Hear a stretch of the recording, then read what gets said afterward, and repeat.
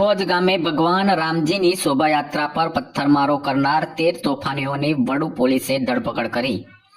ગત 22મી જાન્યુઆરીના રોજ ભોજ ગામે રામલલ્લાની શોભાયાત્રા નીકળી હતી, જે દરમિયાન શોભાયાત્રા પર ભોજ ગામના કેટલાક તોફાની ટોળાઓએ પથ્થરમારો કર્યો હતો, જેમાં 8 જેટલા લોકોને ઈજાઓ પહોંચી હતી। જે બનાવને સંદર્ભે વડુ પોલીસ મથકે 16 સામે નામજોગ તેમજ અન્ય 10 મળી 26 સામે ફરિયાદ નોંધાઈ હતી, જેમાંથી 13 લોકોની વડુ પોલીસે અટકાયત કરી છે।